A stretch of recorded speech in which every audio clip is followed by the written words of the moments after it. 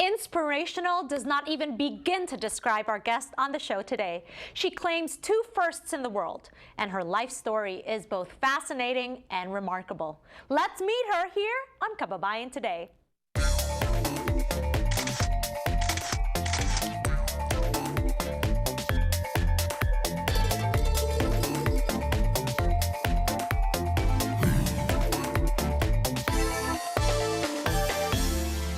She flies her plane in the sky, motivates people to be the best they can be, but she can also kick your butt.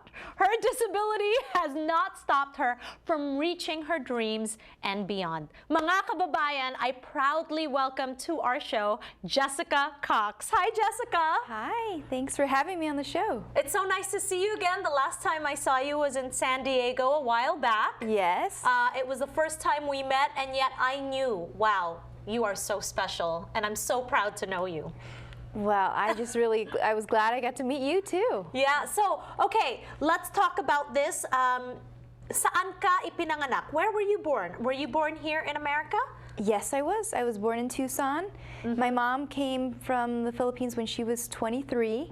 She came from Eastern Samar. Okay. And when she came here as a nurse, she settled in and spent a couple years getting used to being in the United States and met my husband, my father. Right. And then after they got married, soon after had my brother, Jason, and then had me. Okay, so let's talk about your childhood. When you were growing up, how was it like with your disability? I know that's a very broad question, but when you're a child, how do you comprehend that? There is really no way to comprehend it as a child. You look around and you see everyone has 2 things that you don't have. They have arms, and being different is so difficult because the world reminds you that you are different constantly.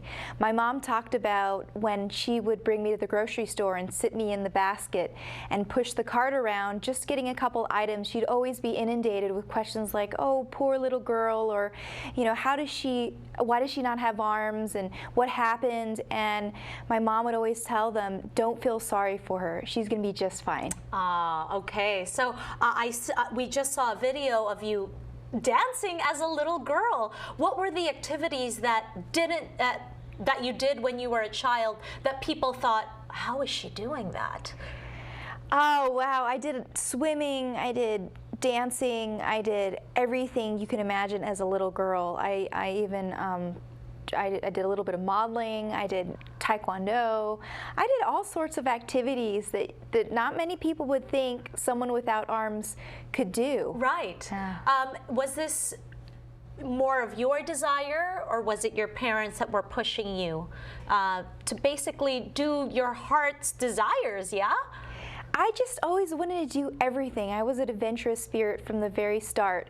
And my parents, though, they supported me, and I needed that support as a child to be able to pursue so much. Right, and you have pursued so much. I mean, the amazing things that you do, you've done everything from, I saw a video of you biking. I'm like, wow, that is so cool. The desire to compete in terms of Taekwondo.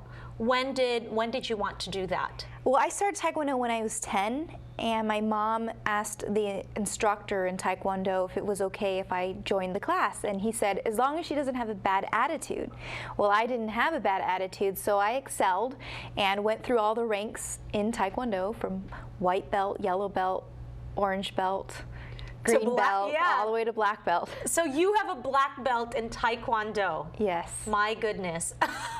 Wow, I'm flabbergasted by all the accomplishments that you have. And you know, when you're a child, I guess these are your formative years where, because your parents supported you, telling you you could do anything, you've carried that on, and you've also helped a lot of other people believe in themselves that everything is possible. Yes, yes, and that's what's so rewarding about it is my parents were my inspiration growing up, and now I can do the same and inspire other people to achieve their dreams. Right. When you think about the time when you were a child growing up, how would you say it affected you when you were young about what people had to say?